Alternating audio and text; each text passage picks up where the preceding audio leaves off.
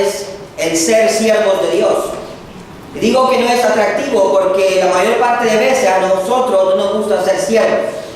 Nos gusta que nos sirvan. Nos gusta dar órdenes. Así que en verdad lo que nos gusta es tener poder, autoridad y ser el que es servido. Sin embargo, la palabra de Dios nos dice en muchas ocasiones que nosotros debemos de aprender a ser siervos. Y en este día es lo que vamos a meditar y vamos a buscar en la palabra de Dios. ¿Cómo podemos ser mejores siervos de Dios? Ahora hay un versículo en el capítulo de Mateo, verso 18, en el capítulo 12. Mateo, capítulo 12, versículo 18, dice de la siguiente manera: He aquí mi siervo, a quien he escogido, mi amado, en quien se agrada mi alma. Dios y Padre Celestial, le damos las gracias en esta tarde por el privilegio que hemos tenido de adorarle en espíritu y en verdad, de recordar al Señor Jesucristo entregando su vida por nosotros ahí en la cruz del Calvario, derramando su preciosa sangre, la cual nos ha limpiado de todo pecado. Ciertamente, Señor, no hay nada que usted pueda mirar en nosotros, ya que Jesucristo ha hecho todo. Gracias, Señor, porque en Él es que hemos sido hechos dignos de estar delante de su presencia. Y así en esta tarde, Señor, nos gozamos y nos regocijamos al estar aquí en esta casa de adoración, alabándole y glorificándole. Sí, Señor, pedimos que usted nos bendiga a través de su palabra que hemos leído, en la cual vamos a meditar, y rogamos que su Santo Espíritu dé a cada uno de nosotros, Señor, la porción que necesita, para bendición, para edificación, a cada uno de los que estamos aquí presentes, Señor. En nombre santo de Señor Jesucristo se lo pedimos. Amén. Amén. Muy bien, este versículo que leímos está haciendo referencia a una profecía en el libro de Isaías. Si ustedes leen en el libro de Isaías, capítulo 42, verso 1, dice: He aquí mi siervo, al cual prosperaré. Dios tenía ya un plan profético en el cual ya había planeado enviar a su Hijo a este mundo. Y el plan era que Él viniese para que fuese un siervo. Interesante, ¿verdad? Porque Dios, el Dios eterno, siendo el Rey de reyes, Señor de señores, y siendo su Hijo también Dios mismo, decide, ¿verdad?, hacer que su Hijo venga como un hombre. Y pudiendo haber nacido aquí como una persona muy poderosa, como un rey, como un presidente, Él decide mandarle como un siervo. Eso nos muestra a nosotros, en verdad, qué importante es para nosotros también ser siervos de Dios. Si Dios mismo manda a su Hijo a este mundo para venir a ser un siervo, ¿cuánto más nosotros? ¿No deberíamos de ser también de igual forma? Bueno, el mismo Señor Jesucristo dijo: porque el Hijo del Hombre no vino para servir, sino para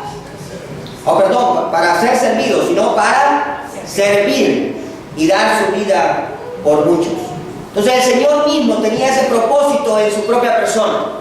Él vino para servir a cada uno de los que estamos aquí presentes en esta tarde. Bueno, el apóstol Pablo lo lleva aún más allá. Y el apóstol, que era un siervo de Dios, él nos dice a nosotros en Filipenses también: haya pues en vosotros este sentir que hubo también en Cristo Jesús, ¿verdad? El cual, siendo en forma de Dios, no estimó el ser igual a Dios como cosa a que aferrarse, sino que se despojó, ¿verdad?, tomando forma de siervo. Tomando forma de siervo. Entonces el Señor Jesucristo es nuestro máximo ejemplo.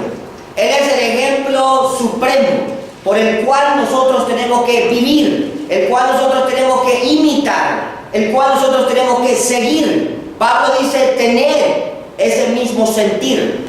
Cada uno de nosotros debería querer ser como el Señor es. Amén. En esta tarde somos nosotros siervos de Jesucristo. Si Él decidió servir a los demás, ¿por qué nosotros no tomamos la misma decisión de servir a los demás? La vida más feliz es aquella que se vive para los demás, no para el yo, no para el egoísmo, no para sí mismo. Entonces Dios desea que nosotros seamos siervos. ¿Qué es un siervo? Bueno, es uno que vive para servir. Es una definición simple. Es uno que vive para servir primeramente a Dios y después a los demás, estando en completa sumisión a Dios. ¿Por qué esta definición de esta forma? Primeramente es uno que sirve a Dios, porque si nosotros primeramente no servimos al Señor y no tenemos esa relación íntima con Él, puede ser que nuestro servicio a los demás no sea un servicio sincero, no sea un servicio honesto, sino más bien puede ser que sea un servicio interesado, con una motivación detrás de nosotros por alcanzar otra cosa que no es la gloria de Dios. Y servir así no es ser un buen siervo. Servir así es ser un siervo hipócrita. Servir así es un siervo que no va a tener ningún galardón delante de Dios. Cuando servimos porque nos amamos a nosotros mismos. Cuando servimos porque queremos tener poder y autoridad, porque queremos mandar. Hubo un Diótrefes en la iglesia, del cual habla Pablo. Y era uno de ellos que quería mandar, pero en verdad, ¿qué hacía? A Juan lo había rechazado, lo había sacado de la iglesia. Y a cualquiera que se opusiera a lo que él quería hacer también, lo expulsaba, los maltrataba, los oprimía. Entonces, Diótrefes era un siervo, pero era un siervo que servía porque quería tener poder, porque quería exaltarse a sí mismo. Y puede ser que alguno de nosotros también tenga esa misma idea, ese mismo deseo. Podemos servir por alabanza, por conseguir el aplauso. Ananías y Zafira, cuando ellos venden la propiedad y ellos deciden dar este dinero a los apóstoles, ¿por qué lo hicieron? No lo hicieron por amor a los hermanos que tenían necesidad, porque eran pobres y estaban pasando hambre, como lo hizo Bernabé. Bernabé lo hizo con un corazón limpio, con un corazón sincero. Él vendió todas sus posesiones, se las dio a los apóstoles. Les dijo, aquí está, todo el dinero por el cual vendí mis propiedades, úsenlo para la bendición de mis hermanos. El corazón de Bernabé era un corazón lleno de amor. Y ese corazón se dolía cuando miraba a los hermanos en necesidades. Y él prefirió vender todo lo que él tenía para darle a los hermanos lo que les faltaba. Pues Ananías y Zafira dijeron, wow, pero miren cómo aplauden. Pero él no buscaba eso. Es muy probable que todos los hermanos que fueron bendecidos alabaron a Dios por lo que hizo Bernabé. Pero Bernabé no estaba buscando el aplauso ni tampoco que lo elogiaran. No estaba buscando la autoexaltación o la glorificación. Él estaba buscando servir a Cristo. Amén. Pero Ananías y Zafira no. Entonces, ¿qué es lo que nos mueve a ser siervos? ¿Qué es lo que nos mueve a nosotros a servir a los demás? Pero primeramente entonces tenemos que servir a Dios. Cuando nosotros nos concentramos primeramente a servirle a Él, y nuestra motivación es una motivación limpia, honesta, entonces podemos servir de la manera correcta a los demás. No por reconocimiento, no por codicia, no por una posición, no por un interés personal, sino por amor a Él. Amén. Que Él mismo dejó todo, vino a este mundo para ser un siervo. Por eso Él mismo dijo, aprended de mí, que soy manso y humilde de corazón. Pero debo de aprender también a ser ¿qué? Siervos como Él. Bueno, hay algunas características que vamos a ver en el tiempo que nos queda acerca del corazón de un siervo. La primera de ellas es: el siervo de Dios tiene primeramente un corazón íntegro. Un corazón íntegro. Vamos a buscar una porción del libro de Mateo, capítulo 20. Mateo, capítulo 20.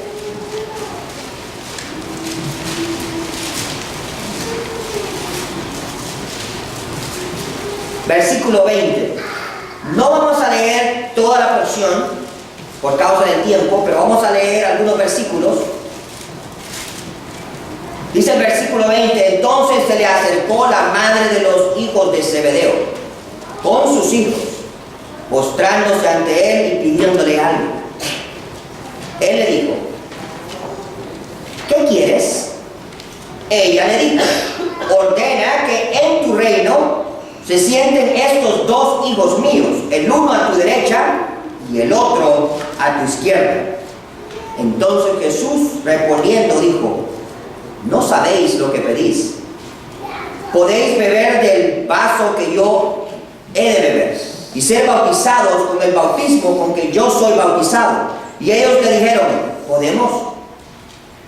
Él les dijo: a la verdad, de mi vaso beberéis, y con el bautismo con que yo soy bautizado seréis bautizados. Pero el sentaros a mi derecha y a mi izquierda no es mío darlo, sino a aquellos para quienes está preparado por mi Padre.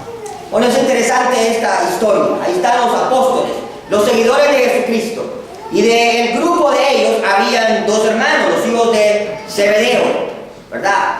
Y cuando ellos están ahí, van al Señor, pero llevan a su madre. Si ustedes leyesen en el libro de Marcos, van a notar que en el libro de Marcos dice que fueron ellos los que hablaron. Bueno, yo pienso que, siendo que la Biblia no se contradice, ambos pidieron. Los hermanos hablaron y habló su madre. Y pensaron que si la madre hablaba, tenía como más fuerza, como más poder, y que era más fácil así que el Señor Jesucristo concediese lo que ellos querían. Ahora, ¿qué era lo que querían los hijos de Zebedeo? Querían sentarse al lado del Señor, a uno a la izquierda y el otro a la derecha. No estaban pidiendo nada sencillo. El problema era que el corazón de estos hombres no era un corazón íntegro. ¿Qué era lo que estaban buscando ellos? Ellos estaban buscando gloria. Ellos estaban buscando prestigio. Ellos estaban buscando alabanza. Y cuando ellos van a pedir esto, el Señor se sorprende. Le dice: no saben lo que ustedes están pidiendo. Además de eso, él, mi Padre, es el que ha decidido ya quiénes son los que se van a sentar a mi derecha y a mi izquierda. Y ciertamente, yo le aseguro, hermano, que esas dos personas que se van a sentar al lado izquierdo y al lado derecho del Señor Jesucristo, ni siquiera lo deseaban, ni lo imaginan, pero van a estar ahí porque sirvieron a Dios con un corazón sencillo para traerle gloria y honra a Dios. Amén. El problema de estos dos hijos de Zebedeo era que tenían un corazón con falta de integridad. ¿Por qué? Porque tenían un corazón que amaba algo que el mundo da: la gloria, el espectáculo, la alabanza. ¿Qué es lo que busca el hombre en este planeta? ¿Qué es lo que miramos en nuestra sociedad? Si usted mira en nuestra sociedad, todo el mundo quiere ser como quién, no como un siervo. Yo no quiero ser un siervo de la sociedad. La gente lo que dice, ellos quieren ser como una persona en poder, como un presidente, como un gran político, como un gran basquetbolista, como un gran actor de cine. Esas son las figuras que ellos tienen en la mente. Ellos quieren ser así, pero ninguno desea ser un siervo. Ninguno desea ser un siervo.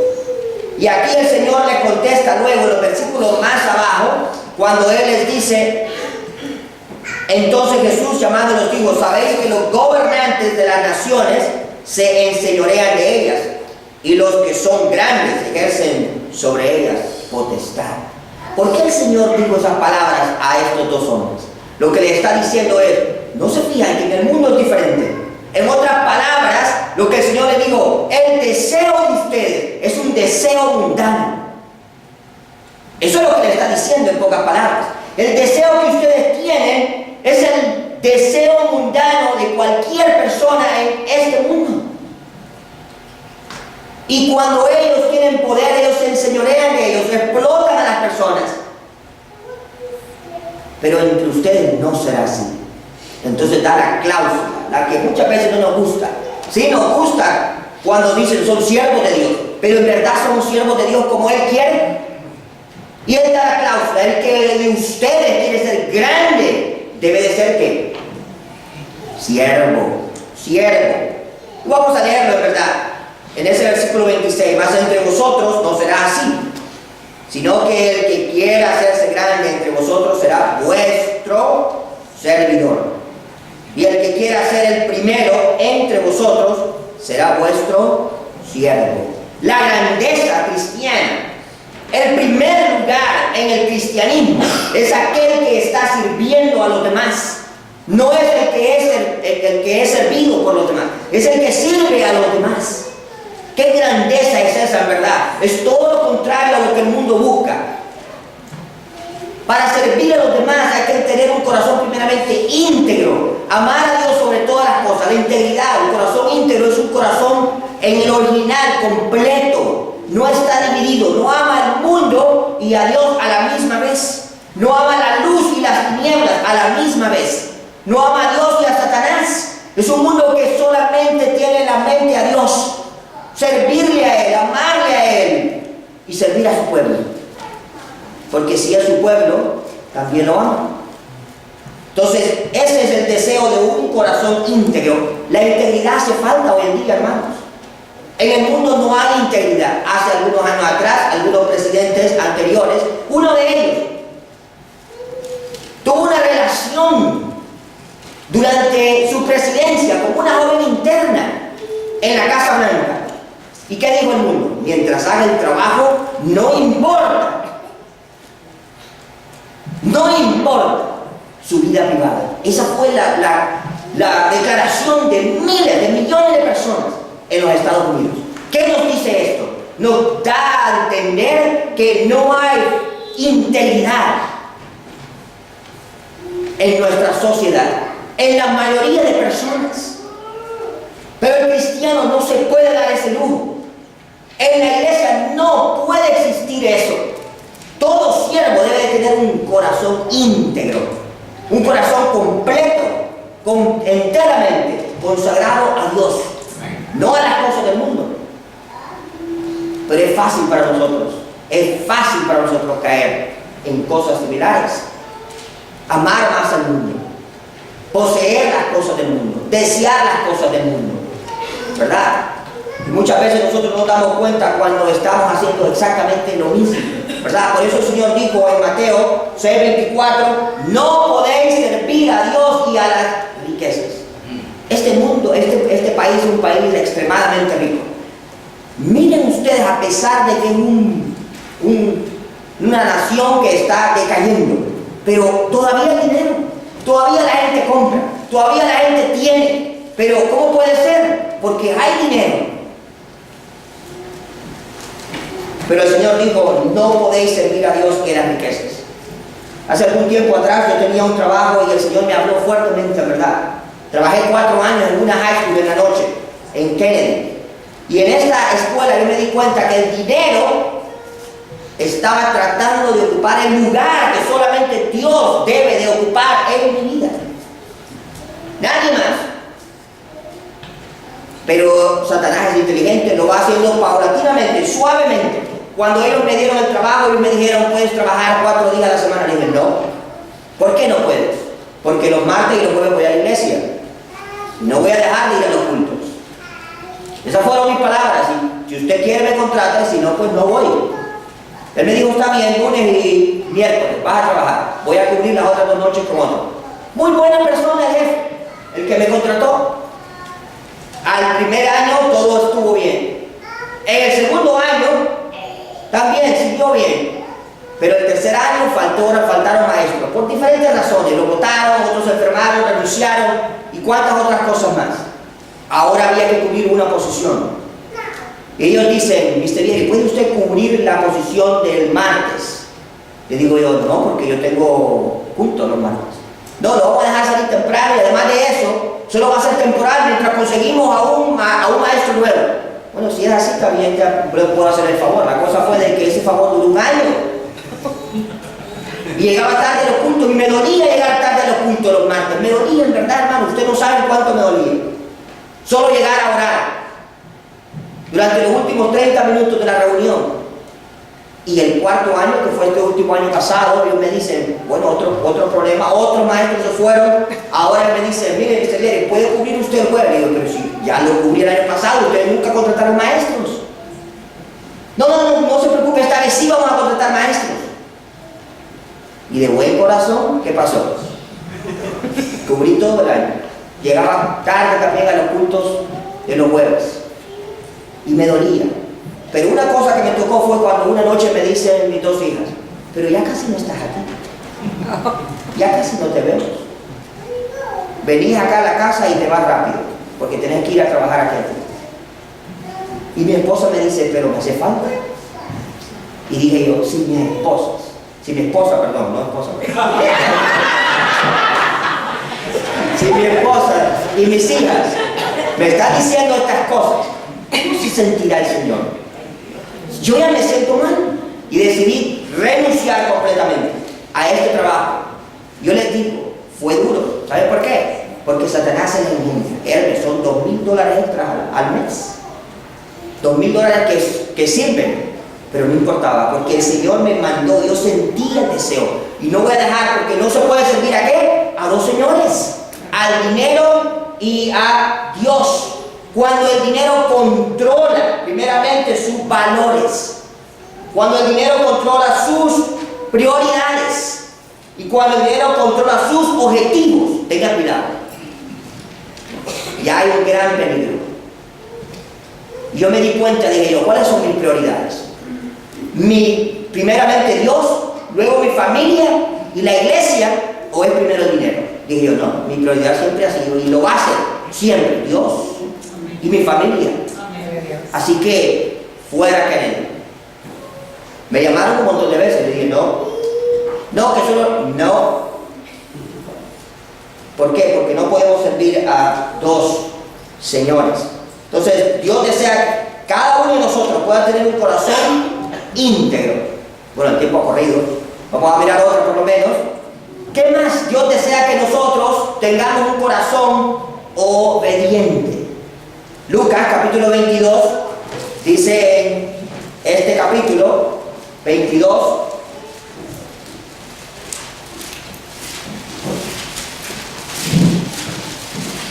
y el versículo 24.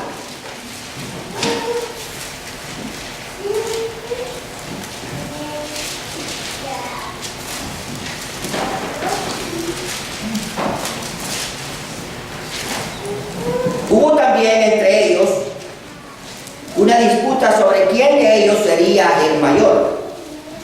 Pero él les dijo: los reyes de las naciones se enseñorean de ellas, y los que sobre ellas tienen autoridad son llamados bienhechores.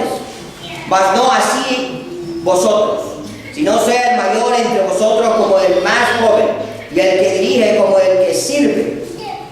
Verso 27. Porque ¿cuál es mayor? ¿El que se sienta a la mesa o el que sirve?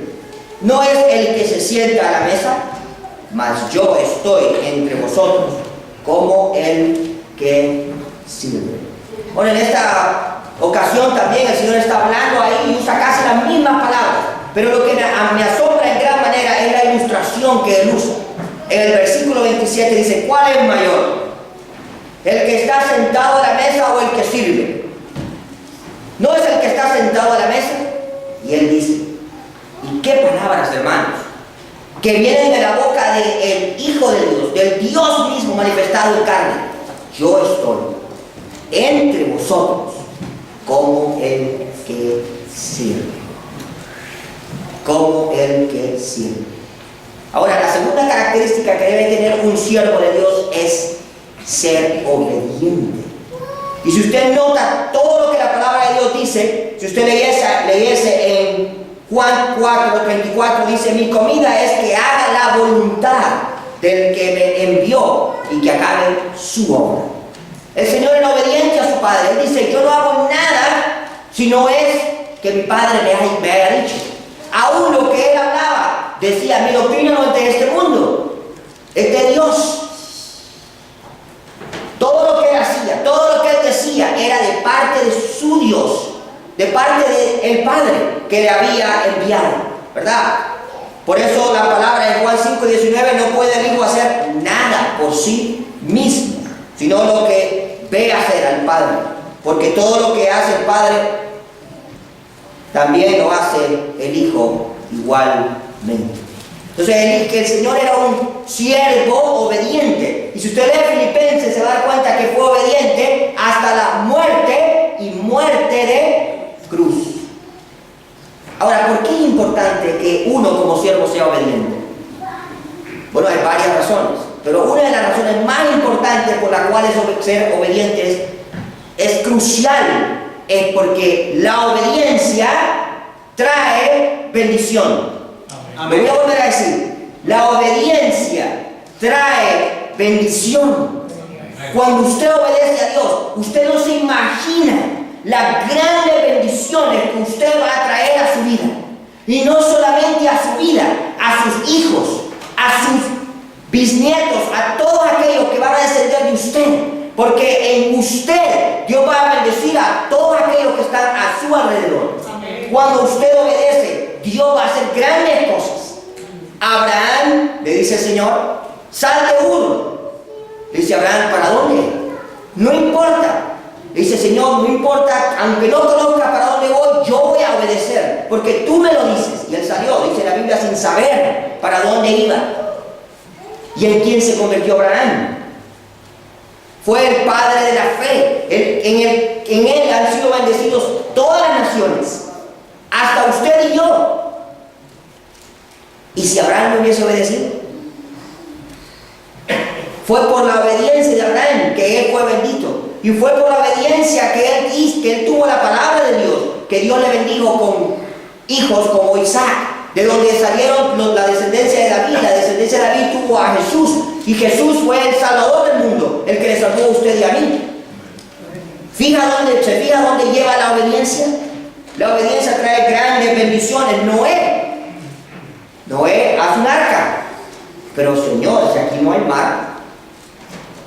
Además de eso, en esos días ni siquiera llovía de arriba, se regaba la tierra de un vapor que salía del suelo. Por eso cuando la gente miró a Noé hacer todo eso, ¿qué pensaron? Está loco. ¿Cómo va a ser un barco? Ni siquiera tenían el concepto tal vez de lo que era un barco. Y cuando miraron a Noé hacer todo esto, pensaron que era un hombre lunático, que debía estar en un manicomio. Pero él dice, bueno, tú, Señor, me lo dijiste, yo te voy a hacer caso. No importa lo que el mundo me diga, no importa que me digan que soy un loco, no importa que me digan que tengo que ir a un manicomio, voy a hacer lo que tú me dijiste. Si no hubiese obedecido, no hubiese sido salvo él con sus hijos y su esposa en el arca de Noé. Pero la obediencia le trajo gran bendición.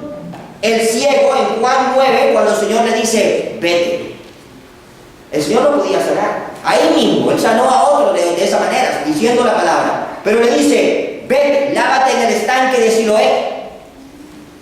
¿Y qué hace este hombre? Ciego, en el capítulo 9 de Juan, se va inmediatamente, busca el estanque de Siloé y hace lo que el Señor le dijo. Y inmediatamente cuando él se lavó, él miró, claro, y miró a las personas. Y ahora podía ver, nunca había visto, había nacido ciego. No conocía el rostro de sus padres, de sus amigos. No conocía cómo lucían los árboles. No sabía cómo era el sol. Tal vez le pegaba el resplandor y él sentía alguna cosa ahí, pero no sabía cómo eran. No conocía la hermosura de la naturaleza. Pero cuando él obedece, Dios le trae ¿qué? Gran bendición. El siervo obediente recibe grandes bendiciones. Y podríamos seguir diciendo más acerca de esto. Naamán, cuando va a Eliseo y le dice, bueno, ¿qué debo de hacer para quitarme la lepra? Para ser sano. Le dice, vete a Jordán, húndete 7 veces. Y se enoja. ¿Qué? Pero si en Siria hay mejores ríos, mucho más limpios, mucho más grandes, muchos más llenos de vida, con más peces. ¿Y qué? Tú me dices que vaya a Jordán. Y lo convence su siervo, le dice, Señor, pero si te hubieran pedido algo peor, tú lo hubieras hecho. Algo más difícil, tú lo hubieras hecho. Pero eso es una cosa sencilla, no lo vas a hacer. Y él dice, tienes razón. Y va y se sumerge en el Jordán, y cuando se sumerge 1 y 2, y sale todavía leproso. ¿Pero qué le dijo el siervo de Dios? 7 veces. Cuando sale la 7ª vez, se mira esas manos como la de un bebé. Dio gloria a Dios, reconoció que el único Dios verdadero era Jehová de los ejércitos. Le dijo, dame una porción de tierra de aquí porque voy a regresar. Y lo único que quiero que me perdones es porque voy a tener que entrar con el rey cuando el rey adore a su ídolo. Pero yo no lo voy a adorar. Porque yo voy a adorar al Dios de los ejércitos, a Jehová, el único Dios verdadero. Amén. Y si no hubiera hecho caso, mira hermano, cuando usted y yo obedecemos, vamos a mirar la mano de Dios obrando en nuestra vida. Pero cuando no lo hacemos, vamos a mirar dolor, tristeza, consecuencias terribles que ninguno de nosotros quiere ver. Por ejemplo, cuando miramos la Biblia, ¿qué hizo Giesi después de que Naamán fue curado?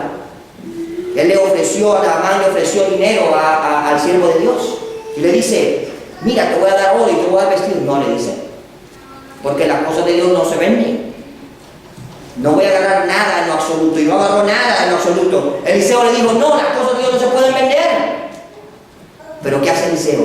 Codició. Se va detrás de Naamán y le dice: mira, dijo Eliseo que llegaron una visita, amigos de él, y que necesita tanto de dinero y necesita tantos vestidos y necesita tal y tal cosa. Pues Naamán pensó que era verdad, se la dio. Cuando regresa, aún antes de que él hablara, Eliseo le dice: ¿dónde estamos? Y ahí mismo le dice: la lepra que Naamán tenía se te va a pasar a ti. ¿Y sabe qué era lo más triste? A ti y a todos tus descendientes. ¿Qué castigo más duro? Cuando nuestra desobediencia trae problemas, no solamente a nosotros, sino a aquellos que están a nuestro alrededor. Acán, cuando robó el manto babilónico, 200 ciclos de plata y un lingote de oro de peso de 50 ciclos, exactamente lo mismo. ¿Qué hicieron? Fueron apedreados, ¿verdad? Y quemados. Bueno, a nosotros no nos va a pasar eso. Y ciertamente ninguno de nosotros va a ir al infierno tampoco, porque somos salvos. Pero vamos a perder grandes galardones en los cielos. Vamos a perder, en verdad, grandes bendiciones aquí en esta tierra. El poder ser usado con gran poder delante de Dios. El poder mirar almas salvadas, transformadas. El poder mirar a nuestros amigos, a nuestros vecinos, a nuestra familia, viniendo a Cristo. Porque nosotros no estamos viviendo como el Señor quiere que vivamos. Pues Dios desea que nosotros seamos sus siervos. ¿Pero siervos qué? Íntegros, siervos obedientes, ¿verdad? Que le sirvamos en verdad con una actitud de glorificar su santo nombre. En el versículo abajo, en el versículo 28, vamos a notar que el Señor dice algo, y con esto terminamos. Versículo 28 del capítulo 22, donde estábamos leyendo. Dice el Señor: pero vosotros sois los que habéis permanecido conmigo en mis pruebas. Yo pues os asigno un reino como mi Padre me lo asignó a mí, para que comáis y bebáis a mi mesa en mi reino, y os sentéis en tronos, juzgando a las 12 tribus de Israel. Parece una contradicción, porque acaba de estar diciéndole que cada uno de nosotros no debe de servir para obtener algo. Y él le dice: bueno, ustedes cuando estén conmigo en el reino de los cielos se van a sentar en tronos y ustedes van a juzgar a las naciones y ustedes van a reinar conmigo. Bueno, no es una contradicción. No es una contradicción. Nadie se va a sentar en un trono de poder si sirvió con orgullo, si sirvió sin integridad, si sirvió sin obediencia. Nadie va a sentar ahí. Para estar sentado ahí, primeramente el Señor nos tiene que asignar, porque dice: así como mi Padre me lo asignó, yo también os asigno a vosotros.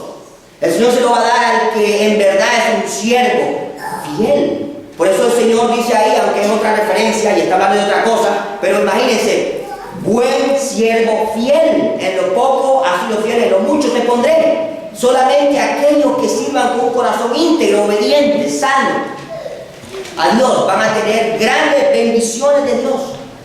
Aún cuando los apóstoles le preguntaron: Señor, ¿y nosotros qué tendremos? Hemos dejado la casa, hemos dejado hijos, hemos dejado esposos, hemos dejado padres, hemos dejado esto, hemos dejado aquello. ¿Y qué vamos a tener? Y el Señor les contestó, y la respuesta de él fue: en este mundo, si habéis dejado padre, madre, hijos, esposa, posesiones y todo lo que tenéis, en el cielo tendréis eso y mucho más. Esa fue la respuesta del Señor.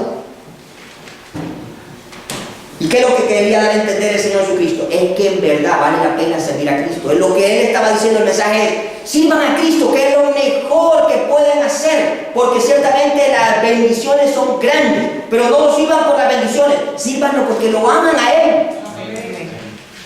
Y todas esas cosas se las va a dar porque Él les ama a ustedes. Hay hombres que yo conozco que han dejado todo, y siempre los uso a muchos de ellos. Yo sé que hay obreros nacionales en República Dominicana, a ellos casi no los conozco, no sé qué han dejado. Pero en Honduras, yo sé algunos de estos obreros nacionales han dejado todo. Los hermanos Don Tonio y Don Evaristo tenían ganado, dejaron todo por Cristo, para dedicarse a predicar el Evangelio en diferentes lugares de Honduras. Hasta el día de hoy, uno de ellos, el otro ya en el cielo. Y Don Evaristo, si pudiese levantarse de ese lecho, yo sé que se pararía e iría a predicar a todos lados, pero no puede. Y podría mencionar muchos otros más hombres que conozco ahí en Honduras. Han dejado todo por amor a Cristo, sus trabajos. ¿Qué hemos dejado nosotros? Yo a veces me miro a mí y digo: Señor, perdóname. ¿Qué he dejado? Nada. Pedro dejó la pesca, dejó las redes, dejó a su padre. No era que no lo ayudaba. Lo que quería decir era que la prioridad de Pedro era que Cristo. Mateo dejó su posición de cobrador de impuestos. Pablo, que era un gran hombre de Dios, dejó una posición grande en el Sanedrín, uno de los mejores religiosos que existió, que podía haber tenido ganancias de diferente índole, y dejó todo eso por Cristo. ¿Sabe una cosa? No importa lo que usted deje. David Livingstone dejó una profesión de doctor. Aquí en los Estados Unidos podía haber sido un hombre millonario, ya tenía dinero, su familia era acaudalada, pero aún así él dejó todo lo que él tenía y todo lo que él era por ir a servir a Cristo a África. Un siervo de Dios, amaba a Dios, llamaba a aquellos que Dios buscaba. Entonces podemos mirar que vale la pena dejar cualquier cosa que usted hoy considera de valor por amor a Cristo. Un hombre que se llamaba el conde de Zinzendorf llegó a un museo, y en este museo había un cuadro.